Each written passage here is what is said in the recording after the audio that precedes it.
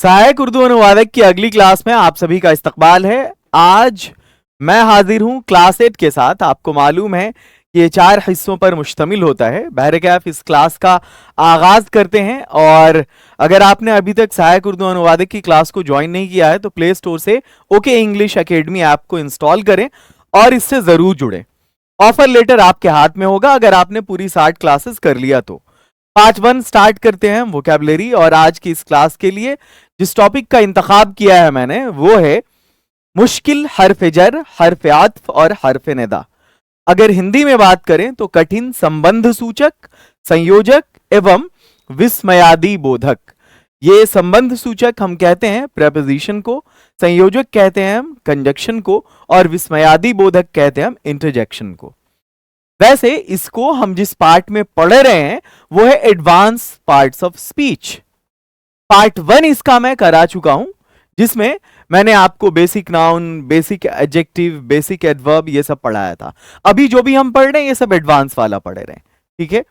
और अभी ये जो डिफिकल्ट प्रेपोजिशन है हम पहले इसको पढ़ेंगे, उसके बाद हम लोग कंजक्शन और इंटरजेक्शन की तरफ जाएंगे।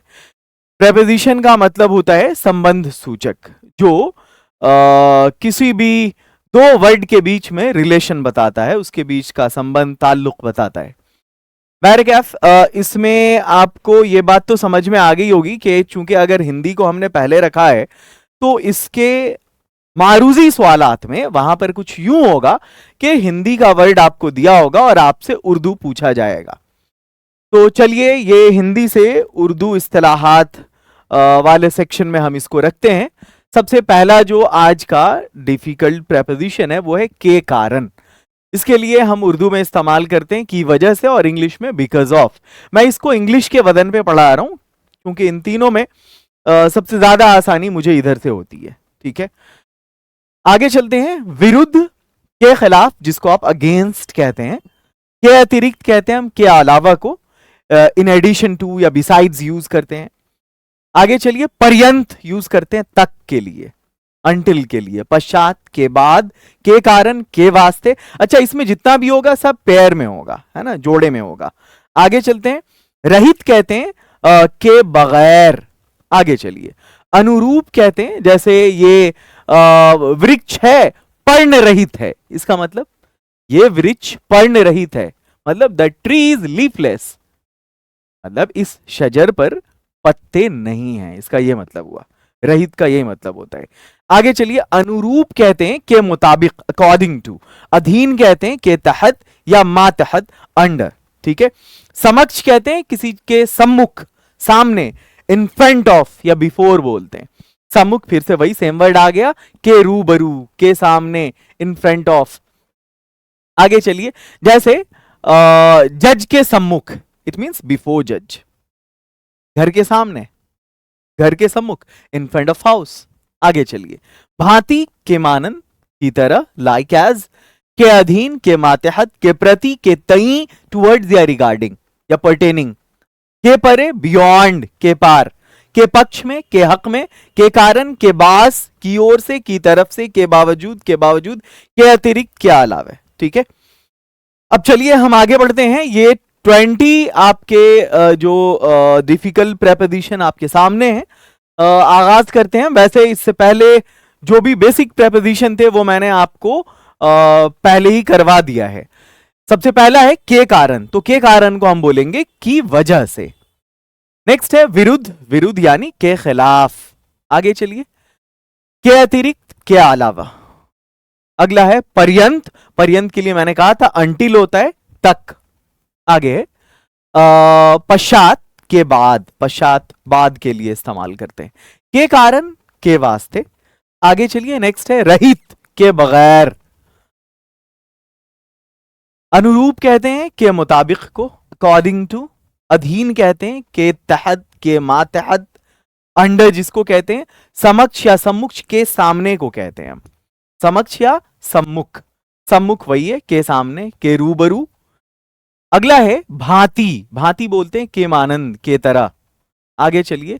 के अधीन कहते हैं के मातहत को। अगला है के प्रति, के प्रति, के तई मींस रिगार्डिंग। के परे, के के पार, बियॉन्ड, के पक्ष में, के हक में। अगला है के कारण, के बास। अगला है की ओर, की तरफ। नेक्स्ट है के बावजूद, डिस्पाइट। तो के बावजूद हम हिंदी उर्दू दोनों में इसका इस्तेमाल करते हैं। के अतिरिक्त, के अलावा। अब ये कंप्लीट हो गया आपका। हम इसके बाद आगे बढ़ते हैं कंजक्शन और इंटरजेक्शन की तरफ। ये आपका हर्फ आत्फ और हर्फ नदा है। शुरू करते हैं। सबसे पहला है, अगर आपको बोलना हो हालांकि, अगरचे, ये थोड़ा सा मुश्किल होता है कंजक्शन प्रेपोजिशन की बनिस्बत। हालांकि, अगरचे, इसके लिए हम हिंदी में इस्तेमाल करते हैं यद्यपि। क्या? यद्यपि। पहले क्या था कि इससे पहले जो आपने पढ़ा है वहां हिंदी पहले था, उर्दू बाद में था। यहां उर्दू पहले होगा और हिंदी बाद में होगा। तो अब जो ऑब्जेक्टिव इस पर बेस्ड आपको मैं अभी पूछूंगा, मारूजी सवालात, वहां मैं आपको उर्दू का वर्ड प्रोवाइड करूंगा और आपसे उसकी हिंदी पूछूंगा, उसका हिंदी इक्विवेलेंट। बहरकैफ आगाज करते हैं। हालांकि या अगरचे आपको बोलना हो तो आप हिंदी में बोलेंगे यद्यपि, दो, अल्दो, एल्बीट, इंग्लिश में इस्तेमाल करते हैं। आगे चलते हैं। ताहम या बावजूद उसके, इसको हम तथापि बोलते हैं, नेवर्दलेस। बहरहाल को कहते हैं हम हालांकि या तथापि, हाउएवर। बस, अतः, देयरफॉर, इसको इसलिए भी कहते हैं। अगला है खाह, चाहे, वेदर। आगे चलते हैं। जब तक, एज लॉन्ग एज। जबकि, वेर एज। ताके, ताके, so that, in order that. जब कभी, जब भी। क्योंकि, क्योंकि, इसमें कुछ खास है नहीं। हत्ता के, यहां तक के। गोया, मानो, वो ऐसे बात करता है गोया वो खुद ही मुंसिफ हो। अगर ना, अगर ना, अगर नहीं, अनलेस, लिहाजा, इसलिए। बशर्ते के, बशर्ते के। हैफ, हैफ ये अफसोस के लिए इस्तेमाल होता है, हैफ, अफसोस। आगे चलिए। अच्छा, यहां से आप अगर देखेंगे तो नेचर इसका बदल गया। अब नंबर 16 जो है ना, ये कंजक्शन नहीं है, ये इंटरजेक्शन है, ये हर्फ नदा है, इंटरजेक्शन है। का सिंबल कुछ यूं होता है, देखें, ये साइन ऑफ एक्सक्लेमेशन है, ये इंटरजेक्शन। हैफ कहते हैं हम अफसोस, इसके लिए हिंदी में इस्तेमाल करते हैं। वर अ पीटी, इंग्लिश में। खबरदार, सावधान, इंग्लिश में वॉच आउट। लाहौल, हे भगवान, हिंदी में गॉड फॉरबिड। आफरीन, जब कुछ बहुत अच्छा होता है, शाबाश, बढ़िया। ये तारीफ के लिए जुमला, तारीफी कलमा थे, अपने आप जबान से निकलता है। इसके लिए इंसान को मेहनत नहीं करनी होती, सबकॉन्शियस माइंड से ही ये सब निकल जाता है। ये खबरदार हो, अगर किसी के इंतकाल की खबर सुनते हैं तो कहते हैं ना अफसोस, सद अफसोस, ये जबान से निकलता है। Alas, ouch, shit. आप क्रिकेट खेल रहे हैं, बैटिंग कर रहे हैं, और अगर कोई बॉल मिस हो गई, फुल टॉस थी, आप क्या होता है, शिट। ये शिट के लिए आपको जो है ना एफर्ट नहीं लगाना पड़ा, वो अपने आप जबान से निकलता है, उसको सबकॉन्शियस माइंड ही बोलते हैं। आगे चलो। आफरीन, शाबाश। कमबख्त, धिक्कार, डैम। तो ये यहां से जो है ना इंटरजेक्शन था। अब मारूजी सवालात देख लेते हैं, उर्दू से हिंदी इस्लाहात। सबसे पहला है हालांकि, अगरचे। तो हालांकि और अगरचे के लिए हम इस्तेमाल करते हैं यद्यपि। आगे चलिए, नेक्स्ट।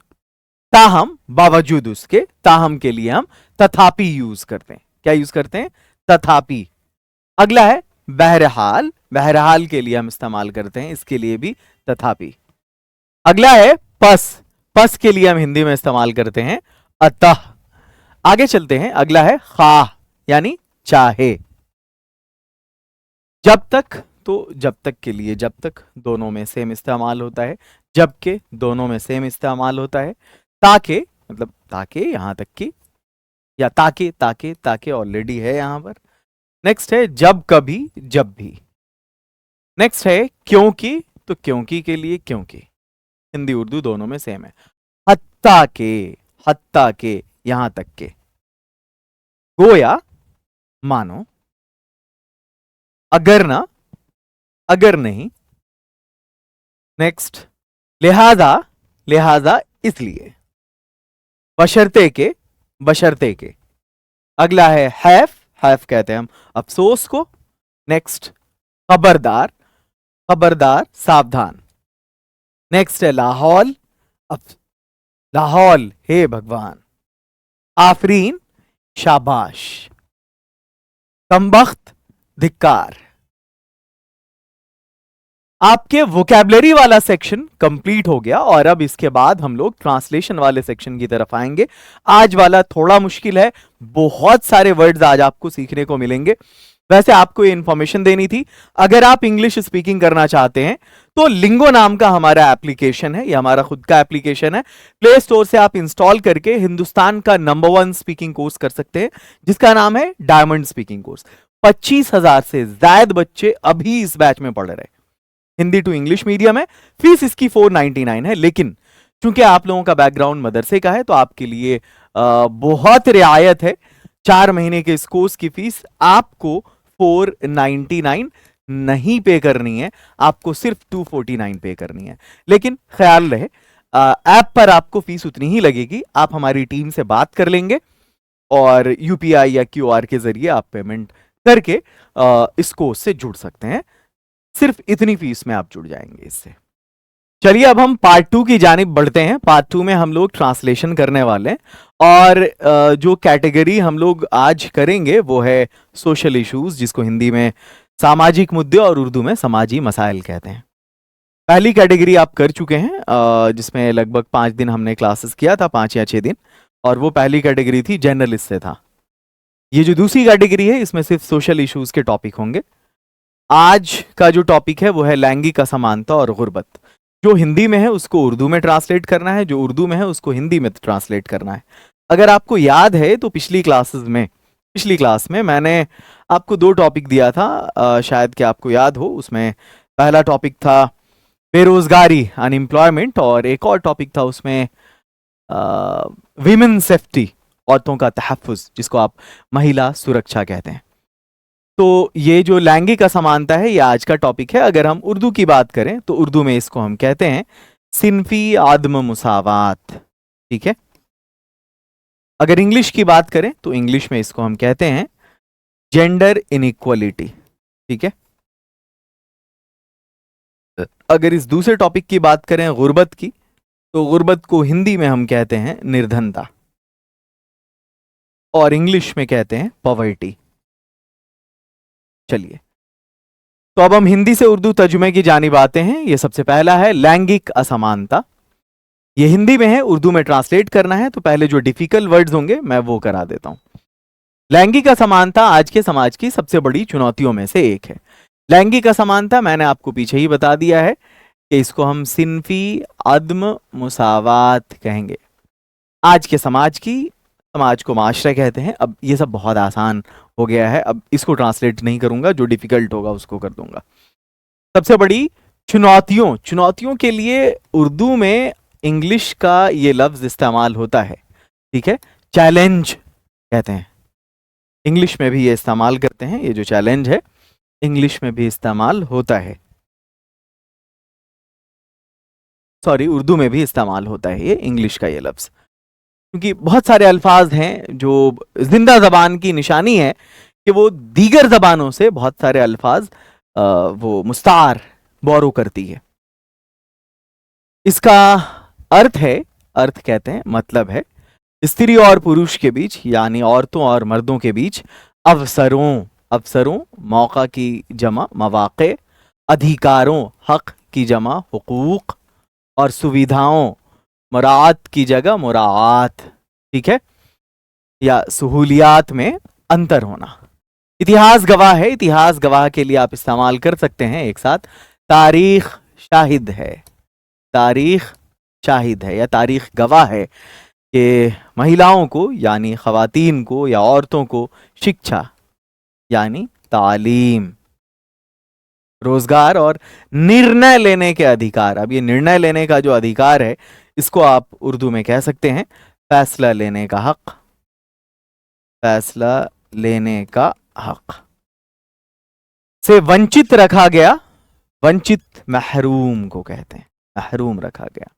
परिणाम स्वरूप के लिए उर्दू में आप इस्तेमाल कर सकते हैं नतीजतन।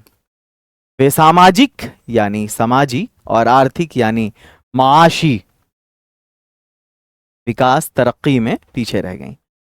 आधुनिक युग में, आधुनिक युग के लिए आप यूज कर सकते हैं दौरे जदीद में स्थिति, स्थिति के लिए आप सूरत हाल, सूरत हाल, ठीक है। सूरत हाल कुछ बदली है, चलिए आगे बढ़ा, ये तो कुछ है नहीं डिफिकल्ट, परंतु अभी वेतन, वेतन कहते हैं उजरत को, में असमानता, तब ना हम अदम मुसावात, यहाँ भी अदम मुसावात, ठीक है। घरेलू हिंसा, इसको हम कह सकते हैं घरेलू तशद्दुद। और कन्या भ्रूण हत्या, कन्या तो बच्ची को कहते हैं, और भ्रूण हत्या, भ्रूण हत्या के लिए हम इंग्लिश में फेटिसाइड, फेटिसाइड यूज करते हैं, FETICIDE, फेटिसाइड। साइड कहते हैं हत्या को, होमिसाइड, रेजिसाइड, फेटिसाइड, है ना, फ्रैट्रिसाइड, सोरोरिसाइड, पैट्रिसाइड, मैट्रिसाइड, बहुत सारे वर्ड्स हैं, पेस्टिसाइड, इंसेक्टिसाइड। साइड मतलब हत्या किसी भी चीज। तो सुसाइड, तो ये जो है ना भ्रूण हत्या के लिए आप जनीन इस्तेमाल कर सकते हैं, जनीन कुशी, ठीक है, जनीन कुशी। इसका मतलब ये होता है कि हमल में जो भ्रूण है, इसकाते हमल भी इसके लिए इस्तेमाल होता है। अब ये इसकाते हमल क्या है, देखो ये एक तो नेचुरल होता है और एक अननेचुरल होता है, एक फितरी होता है और एक गैर फितरी होता है। फितरी का मतलब है कि नेचुरली अगर वो जाया हो जाता है तो उसको मिसकैरेज कहते हैं इंग्लिश में। लेकिन अगर गैर फितरी है, किसी ने करवाया है, अमूमन हम देखते हैं दीगर मजाहिब में होता है, तो वहां पर उसके लिए हम अबॉर्शन का यूज करते हैं। और अगर साइड के सेंस में हम इसको लें तो इंग्लिश में फेटिसाइड कहते हैं और उर्दू में इसको जनीन हमल कहते हैं या जनीन कुशी कहेंगे। जनीन कुशी, क्योंकि साइड इस्तेमाल है, हत्या इस्तेमाल है, तो जनीन कुशी कहेंगे इसको। भ्रूण हत्या जैसी समस्याएं मौजूद हैं, समस्याएं मौजूद हैं, इसके लिए आप कह सकते हैं मसाइल बरकरार हैं। ग्रामीण क्षेत्रों, ग्रामीण क्षेत्रों के लिए इस्तेमाल होता है देही इलाका, क्या, देही इलाका, और देहात में रहने वाले लोगों को दहका भी कहते हैं, देहाती। पर्शियन पढ़ना चाहिए, हालांकि ये डेड हो गई ये लैंग्वेज, बट अगर आपको आपकी उर्दू अच्छी करनी है तो जितनी ज़रूरत अरबी की पड़ती है उतने ही अल्फाज मुस्तार हैं इसमें फ़ारसी से भी। क्षेत्रों में लड़कियों की तालीम अब भी उपेक्षित है, उपेक्षित कहते हैं किसी भी चीज़ को नज़रअंदाज करना, यू कैन से नज़रअंदाज, ठीक है।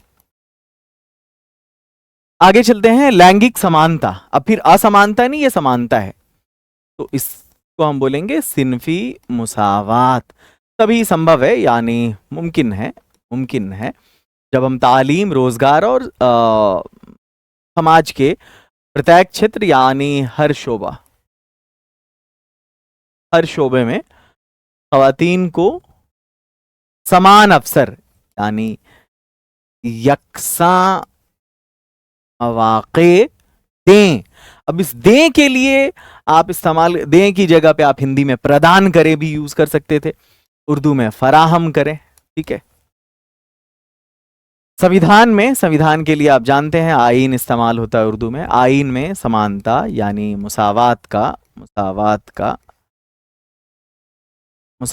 हक, आईन ने मुसावात का हक दिया है, हक दिया है, इसलिए हमें इसे व्यवहार में, व्यवहार कहते हैं, अमल में उतारना चाहिए, अमल में लाना चाहिए, या इसे आमली जामा पहनाना चाहिए, क्योंकि हर जबान की खूबसूरती उसका जो अपना असल है ना उसी में होती। आप अगर इसको लिटरल ट्रांसलेट करेंगे, लफ्जी तर्जुमा अगर करेंगे, तो अमल में लाना चाहिए, अमल में उतारना चाहिए, मुस्तमिल है, चलेगा, एक्सेप्टेड है। लेकिन अगर आप इसको ग्लोरीफाई करना चाहते हैं, इसको ग्रूम करना चाहते हैं, देन यू कैन से, तो इसे हमें अमली जामा पहनाना चाहिए। लैंगिक असमानता यानी सिनफी आदम मुसावात, लिख दूं फिर से, बार बार ये रटा ही जाएगा। सिनफी आदम मुसावात केवल महिलाओं यानी औरतों का मसाला नहीं, समस्या मसाला को कहेंगे, ठीक है, बल्कि कौम के समुचित प्रगति, समुचित प्रगति, ये जो है ना, इसके लिए आप इस फ्रेज को आप सीखिए। अगर आपका बैकग्राउंड मदरसे का है तो आप जानते होंगे, हमा जिहत, इसको क्या पढ़ते हैं, हमा जिहत तरक्की, हमा जिहत तरक्की। अगर आप बात करें इंग्लिश में तो हम कहते हैं ऑल राउंड डेवलपमेंट या मल्टी डायमेंशनल, है ना, जो वर्सेटाइल पर्सनालिटी होती है, कहते हैं ये हमा जिहत शख्सियत है, ये वर्सेटाइल पर्सनालिटी है, इट मीन्स ऑल राउंडर है, इनको हर चीज आता है। में बाधक है, बाधक के लिए आप अगर अच्छी उर्दू इस्तेमाल करना चाहते हैं, यू कैन से मान्य है या रुकावट है। समान अवसर यानी यकसा मौके,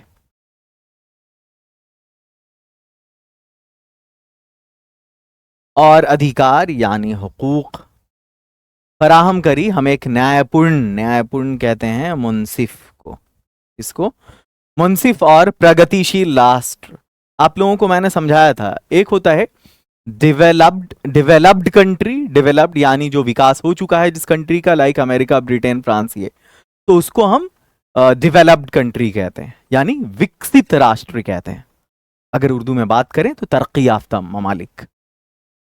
दूसरी जो कंट्री होती है वो होती है डेवलपिंग, जो अभी तरक्की पजीर है, जिसको हिंदी में विकासशील कहते हैं। तो ये जो प्रगतिशील है या विकासशील है, इसको तरक्की पजीर कहते हैं, ठीक है, तरक्की पजीर मुल्क बना सकते हैं। या हाँ चलिए, जब नारी सशक्त होगी, जब औरत बाइख्तियार होगी, है ना,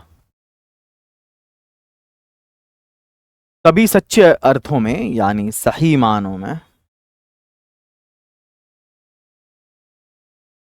माशरा खुशहाल होगा, ठीक है। चलिए आगे बढ़ते हैं। समाज समृद्ध होगा, समृद्ध कहते हैं खुशहाल को,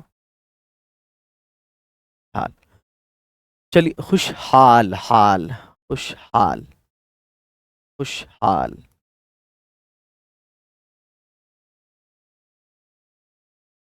स्टार्ट करते हैं। अब अगर इसको एक फ्लो में हम देखेंगे तो कुछ यूं बोलेंगे, सिनफी आदम मुसावात आज के माशरे के सबसे बड़े चैलेंज में से एक है।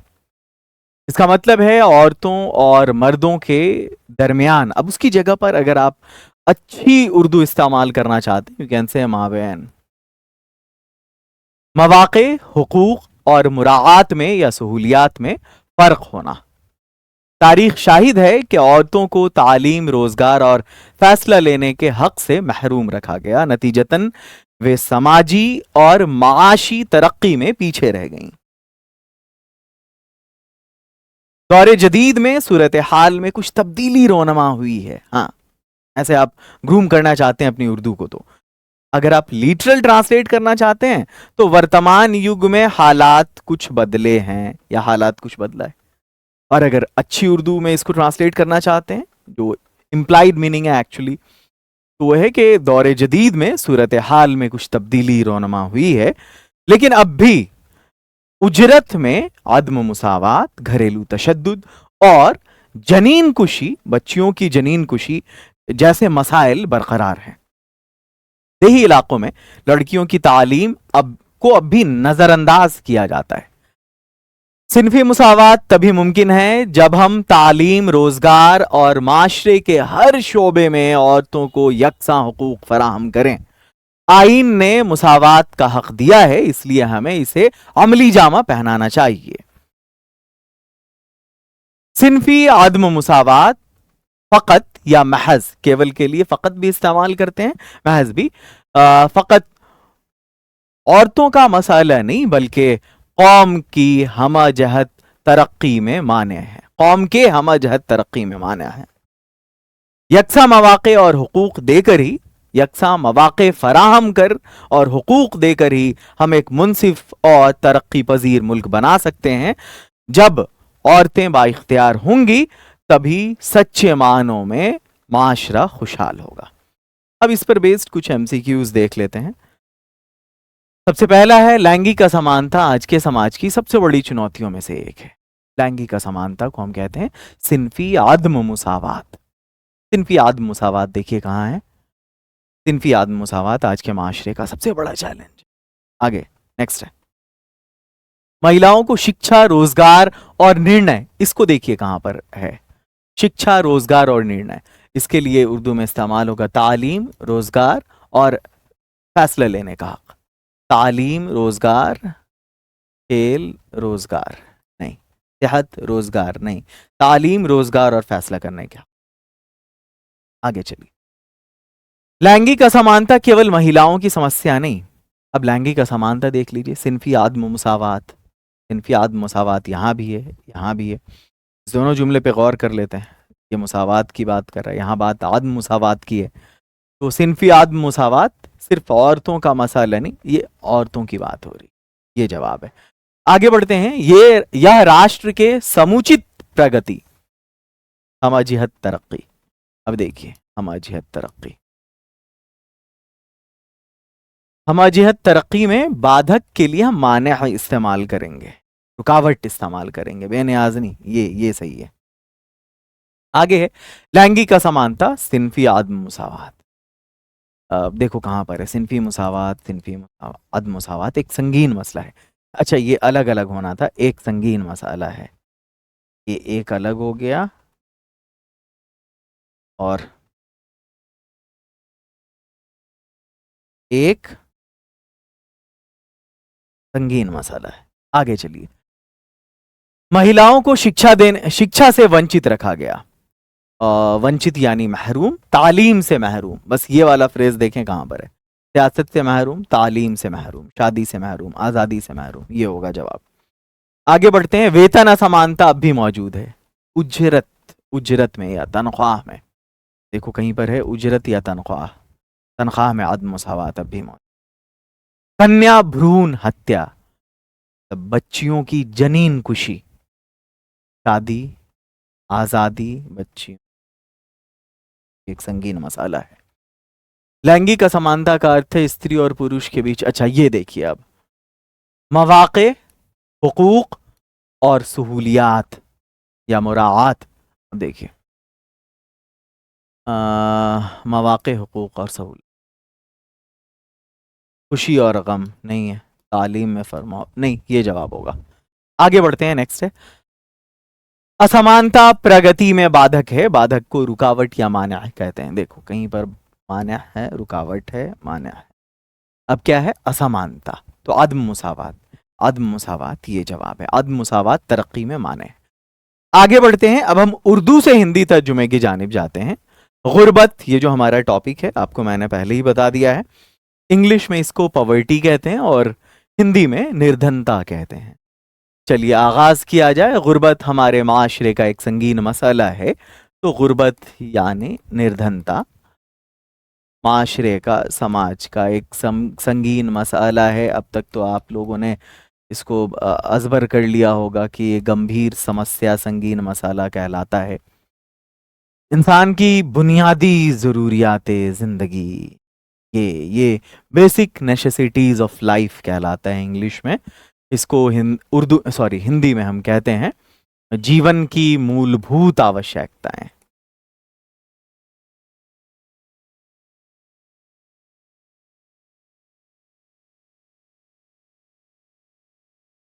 जैसे खाना, खाना के लिए आप हिंदी में इस्तेमाल कर सकते हैं सही वर्ड भोजन।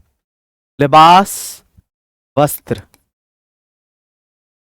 अगला है मकान, आवास। तालीम, शिक्षा। महरूम, वंचित। एक गरीब शख्स, निर्धन व्यक्ति।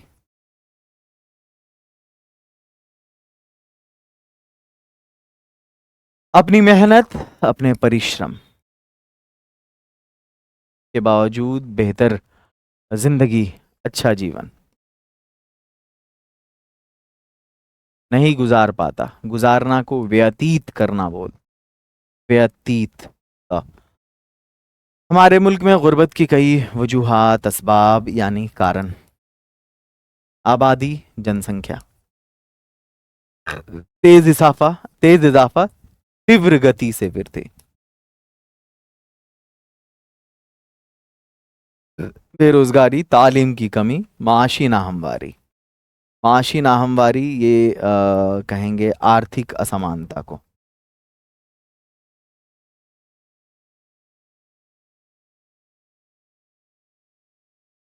इसके बड़े असबाब हैं, बड़े कारण हैं, प्रमुख कारण हैं, प्रमुख कारण यू कैन से, बड़े असबाब प्रमुख कारण।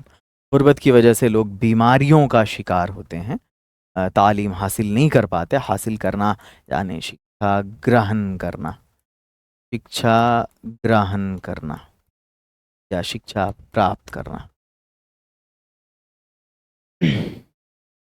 गुर्बत इंसान को मायूसी, निराशा की तरफ ले जाती है, तरफ के लिए और इस्तेमाल करते। निराशा क्या यार। और एक निर्धन व्यक्ति के लिए जिंदगी यानी जीवन एक मुसलसल जद्दोजहद, हाँ, सतत संघर्ष, जिसमें सुकून का कोई लम्हा मैसर नहीं होता। मैसर नहीं है आप, सुकून कहते हैं हम शांति को, और लम्हा कहते हैं हम क्षण को। गुर्बत के सबब गरीब के बच्चे, निर्धन व्यक्ति के बच्चे बेहतर तालीम, अच्छी शिक्षा प्राप्त नहीं कर पाते, जिससे गुर्बत, निर्धनता नस्ल दर नस्ल, हाँ हाँ हाँ, नस्ल दर नस्ल के लिए हम कर सकते हैं हिंदी में, इंग्लिश में जनरेशन टू जनरेशन, और हिंदी में पीढ़ी दर पीढ़ी मुंतकिल होती है। मुंतकिल होना, ट्रांसफर होना, यानी स्थानांतरित होना। ठीक है, अगर हम निर्धनता को समाप्त करने में सफल हो जाएं, कामयाब यानी सफल हो जाएं, तो देश की प्रगति, तरक्की खुद ब खुद को हम स्वतः कहेंगे, स्वतः मुमकिन यानी संभव हो जाएगी। एक खुशहाल, खुशहाल कहते हैं हम उसको, समृद्ध को तो प्रॉस्पर कहते हैं, और मुस्तहकम, स्थिर, कांस्टेंट, जिसने इस्तेहकाम पा लिया हो, स्टेबल हो, उसको बोलते हैं मुस्तहकम। मुल्क की हकीकी ताकत, वास्तविक शक्ति।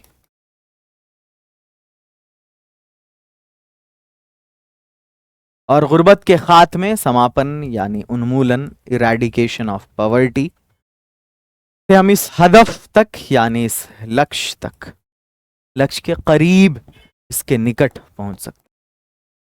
अब बहुत आसानी होगी आपको इसको ट्रांसलेट करने में। चलिए शुरू करते हैं। निर्धनता हमारे समाज की एक गंभीर समस्या है। इसका अर्थ है मनुष्य की मूलभूत आवश्यकताओं जैसे भोजन, वस्त्र, आवास और शिक्षा से महरूम रहना। एक निर्धन व्यक्ति अपने परिश्रम के बावजूद अच्छा जीवन व्यतीत नहीं कर पाता। हमारे देश में निर्धनता के कई कारण हैं। जनसंख्या में तीव्र गति से वृद्धि, बेरोजगारी, शिक्षा की कमी, आर्थिक असमानता इसके बड़े कारण हैं। निर्धनता के कारण लोग बीमारियों का शिकार हो जाते हैं, बच्चे शिक्षा प्राप्त नहीं कर पाते और अपराध की दर में वृद्धि होती है। निर्धनता मनुष्य को निराशा की ओर ले जाती है। एक निर्धन व्यक्ति के लिए जीवन एक सतत संघर्ष है, जिसमें शांति का कोई क्षण नहीं होता। निर्धनता के कारण गरीब व्यक्ति के बच्चे अच्छी शिक्षा ग्रहण नहीं कर पाते, जिससे निर्धनता पीढ़ी दर पीढ़ी हस्तांतरित होती रहती है। यदि हम गरीबी को समाप्त करने में सफल हो जाएं, तो देश की प्रगति स्वतः संभव हो जाएगी।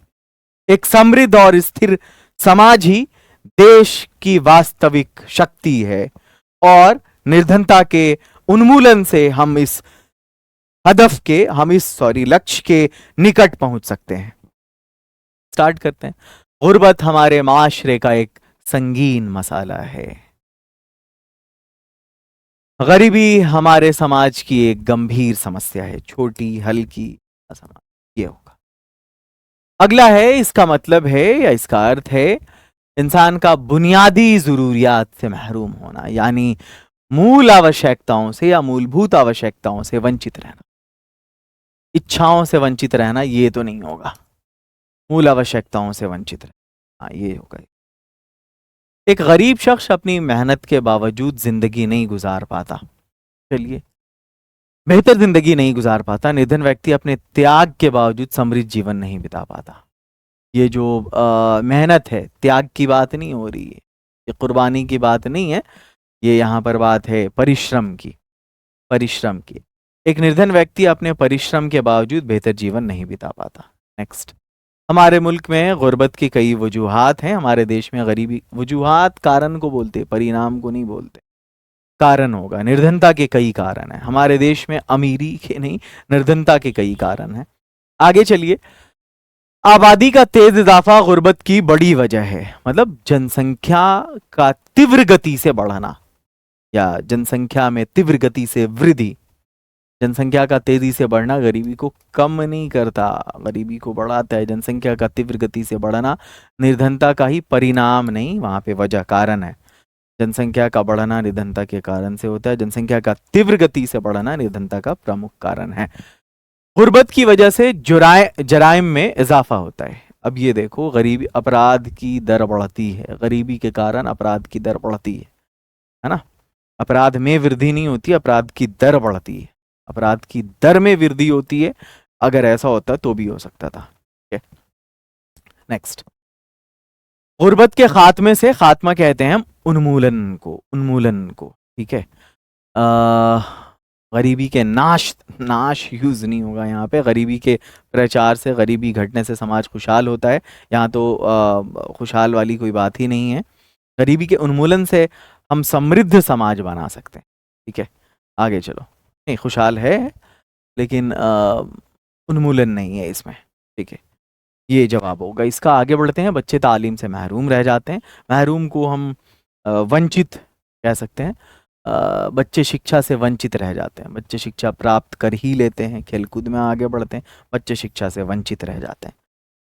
आगे चलिए। गुर्बत के खात्मे के लिए तालीम और रोजगार जरूरी हैं। गरीबी के उन्मूलन के लिए तालीम और रोजगार, पहले आप ये देख लीजिए, शिक्षा और रोजगार, खेल और मनोरंजन, शिक्षा और रोजगार, शिक्षा और समृद्धि, ये जवाब होगा इसका। गुर्बत इंसान की बुनियादी जरूरियात को मुतासिर करती है। निर्धनता मनुष्य की मूलभूत आवश्यकताओं या मूल आवश्यकताओं को प्रभावित करती है। मनुष्यों को मूल आवश्यकता प्रभावित नहीं है, अच्छा ये नहीं है, ये तो होगा, मूलभूत आवश्यकताओं को प्रभावित करती है। आपका पार्ट 2 कंप्लीट हो गया और अब हम बढ़ते हैं पार्ट 3 की तरफ। ये ग्रामर वाला पोर्शन है, स्टार्ट करते हैं। वाहिद जमा है, 25 एमसीक्यूज हैं आज की इस क्लास में। सबसे पहला है सफीर। सफीर किसको कहते हैं? वो जो नुमाइंदा होता है किसी दूसरे मुल्क में जाकर वो अपने मुल्क को रिप्रेजेंट करता है ना, एक मैसेंजर के तौर पे वो काम करता है। तो इनवॉय जिसको कहते हैं, एम्बेसडर जिसको कहते हैं, तो सुफरा होगा वो, इसकी जमा जो है वो सुफरा है। सनद कहते हैं एक दस्तावेज, डिग्री, है ना। अगर आप इसको इस्लामिक कॉन्टेक्स्ट में भी देख सकते हैं, जो रेफरेंस आप तलाशते हैं उसको बोलते हैं। खैर, इसकी जमा की जहां तक बात है तो वो असनाद है। आगे चलिए। साहिल, साहिल, साहिल, साहिल कहते हैं समंदर के किनारे को।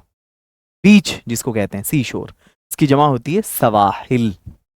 आगे चलो, नेक्स्ट है सुक्म। सुक्म कहते हैं कमी को, ठीक है, और इसकी जमा है अस्काम, कमी, बीमारी, नुस्ख। सैफ कहते हैं तलवार को, सैफुल्लाह आप जानते हैं खालिद बिन वलीद, और इसकी जो जमा है वो है अस्याफ। आगे चलिए, नेक्स्ट है सल्फ, असलाफ कहते हैं सल्फ, सालिहीन। सफर की जमा असफार।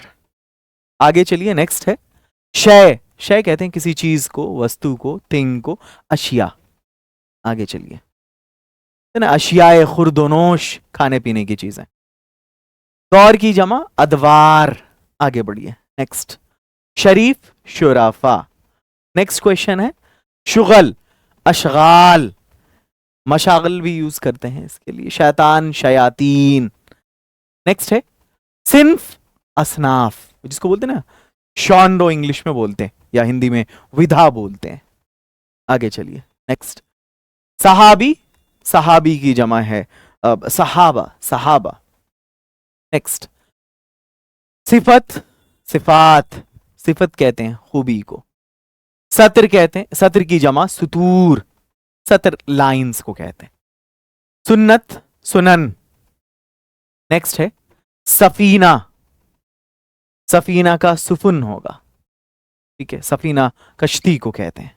एक सफीना है तेरा प्यार अगर, एक समंदर है मेरी तन्हाई।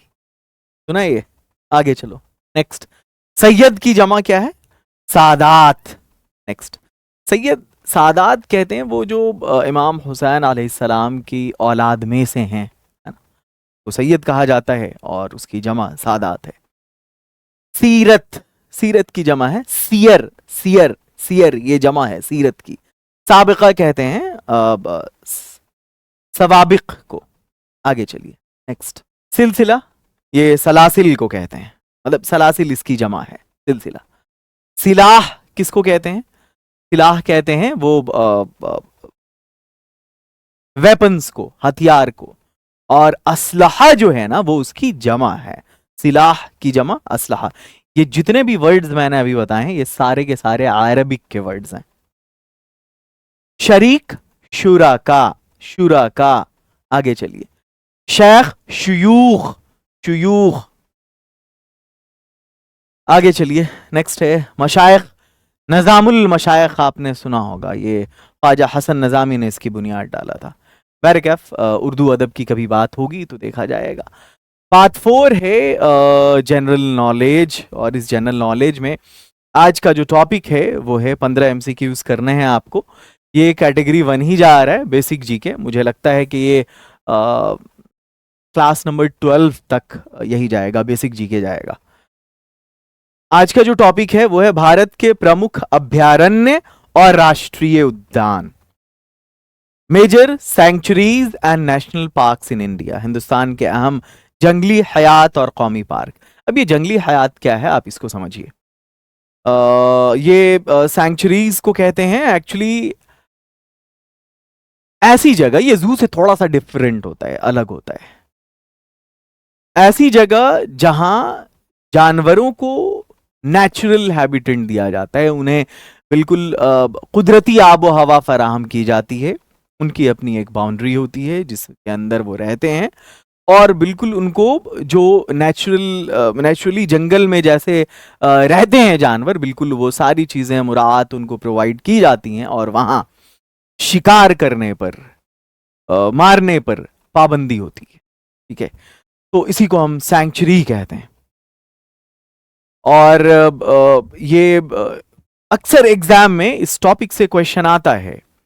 बहुत सारे नेशनल पार्क हैं, सैंक्चुरीज हैं हिंदुस्तान में, लेकिन उसमें से कुछ हैं जो अहम हैं। ये ऐसे 20 की लिस्ट मैं आपको दे रहा हूं, लेकिन इम्तिहान में इसमें से फ़कत आपसे पूछा जाएगा, मतलब सॉरी, अभी जो प्रैक्टिस के लिए मैं क्वेश्चन दूंगा इसमें से कोई 15 क्वेश्चन होगा।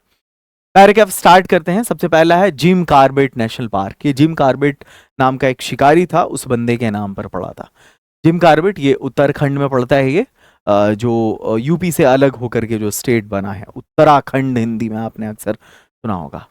ये जिम कार्बेट वही है, ये बहुत फेमस है ये। अगला है काजीरंगा, ये आसाम में है। गिर ये गुजरात में है, गिर वहां शायद एक जिला भी है इस नाम से। रणथंभौर, अच्छा ये सब देखेंगे अगर आप में से बहुत सारे ऐसे होंगे जो इन एरियाज का नाम जानते होंगे। जैसे ये जिम कार्बेट, ये तो बंदे के नाम पर है, तो ये तो खैर जगह नहीं है, ये किसी शख्स के नाम पे है। काजीरंगा है, या फिर ये गिर है, या रणथंभौर है, या ये सुंदरबन है, ये नंदा, ये हाँ, मानस है। तो ये सब जो है ना एरिया पे भी बहुत सारे का नाम रखा हुआ है। गिर गुजरात में पड़ता है, रणथंभौर ये राजस्थान में है, सुंदरबन ये मगरबी बंगाल में होगा, है ना, पश्चिम बंगाल लिखा है बहरकैफ। पेरियार वाइल्ड लाइफ सैंक्चुरी ये केरला में है। मानस नेशनल पार्क ये आसाम में है। नंदा देवी नेशनल पार्क ये उत्तराखंड में है, वंस अगेन। कान्हा मध्य प्रदेश में है। राजा जी उत्तराखंड में है ये भी। साइलेंट वैली केरला में। इंदिरा गांधी तमिलनाडु में। सिमलीपल है ये उड़ीसा उड़ीसा उड़ीसा उड़ीसा। कांचनजंगा ये सिक्किम में है। वाल्मीकि ये तो बिहार में है, स्पेशली ये टाइगर के प्रोटेक्शन के लिए है, टाइगर रिजर्व है ये इस चंपारण में पड़ता है, शायद पूर्वी चंपारण में। हेमिस ये आप पढ़ेंगे जब बिहार स्पेशल पढ़ाऊंगा तब। हेमिस नेशनल पार्क है, ये लद्दाख में है, जो पहले तो एक स्टेट था बट अब ये एक यूनियन टेरिटरी है, नहीं सॉरी, हाँ हाँ अभी union territory. Nagarhole national park ये कर्नाटका में पड़ता है। अन्नामलाई ये तमिलनाडु में है। ये वल्लभपुर है, sorry Vallabhpur wild life sanctuary ये गुजरात में है। और केवलादेव है ये राजस्थान में है। वल्लभपुर है ये गुजरात में। चलिए स्टार्ट करते हैं। अब ये क्वेश्चंस आपके सामने हैं, वो तो मुझे पता है कि कौन कहाँ है, आपको याद करना है। साइलेंट वैली कहाँ है, तो साइलेंट वैली ये केरला में पड़ता है। अगला क्वेश्चन है कि काजीरंगा कहाँ है। काजीरंगा ये आसाम में पड़ता है। नेक्स्ट अगला है गिर, ये गुजरात में है, गिर नेशनल पार्क। कान्हा, कान्हा कहाँ है, तो कान्हा जो है ये मध्य प्रदेश में है। रणथंभौर ये राजस्थान में है। अगला है राजाजी नेशनल पार्क कहाँ है, तो राजाजी ये उत्तराखंड में है। अन्नामलाई नेशनल पार्क कहाँ है, तो अन्नामलाई ये जो है तमिलनाडु में है। सुंदरबन कहाँ है, मगरबी बंगाल में है, वेस्ट बंगाल जिसको कहते हैं। पेरियार वाइल्ड लाइफ सैंक्चुरी ये कहाँ है, तो ये केरला में है। आगे चलिए जिम कार्बेट कहाँ है, ये उत्तराखंड में है। आगे बढ़ते हैं मानस कहाँ है, तो मानस नेशनल पार्क ये आसाम में है। अगला है Indira Gandhi wild life sanctuary कहाँ है, तो ये तमिलनाडु में है। कांचनजंगा कहाँ है, तो कांचनजंगा ये सिक्किम में है। आगे चलिए वाल्मीकि नेशनल पार्क कहाँ है, तो वाल्मीकि नेशनल पार्क ये बिहार में है। हेमिस नेशनल पार्क कहाँ है, तो ये लद्दाख में है। अगर किसी में मिस्टेक हो या कंफ्यूजन हो आपको, तो आप गूगल का सहारा ले सकते हैं, और विकिपीडिया पे जो इंफॉर्मेशन होगी आप उसको ऑथेंटिक मानेंगे। मुझसे हो सकता है कहीं पर थोड़ी गलती हो जाए, तो उसको माइंड नहीं करेंगे, ठीक है। मैं अपने सेशन को यहीं पर एंड करता हूं। इंशाल्लाह आपसे अगले सेशन में मुलाकात होती है, अगली क्लास में, क्लास 9 में। वैसे अगर आपने अभी तक इस क्लास को ज्वाइन नहीं किया है तो आप जल्दी से जाएं, ज्वाइन कर ले। और अगर आप ज्वाइन कर चुके हैं तो आप लिंगो ऐप को इंस्टॉल करके इंग्लिश स्पीकिंग का कोर्स ज्वाइन जरूर करें। हिंदुस्तान का नंबर 1 स्पीकिंग कोर्स है। कुछ भी नहीं आता फिर भी आप बोलना सीख जाएंगे, मैंने ऐसे ऐसे ट्रिक्स दिए हैं। पहली क्लास से आपके अंदर ये कॉन्फिडेंस बिल्डअप हो जाएगा कि अब आप सीख सकते हैं। फीस आपके लिए हमने कहा है कि उसमें मुराद है, डिस्काउंट है आपके लिए। और ये 2 नंबर्स हैं, आप इस नंबर पर कॉल या व्हाट्सएप करें। और जो फीस डिस्काउंट आपके लिए वो 50% है, 499 है। आपको फकत 249 पे करने हैं हमारी टीम को इन नंबर्स पर बात करके। अगली वीडियो में मुलाकात होती है। अल्लाह हाफिज, फी अमानिल्लाह।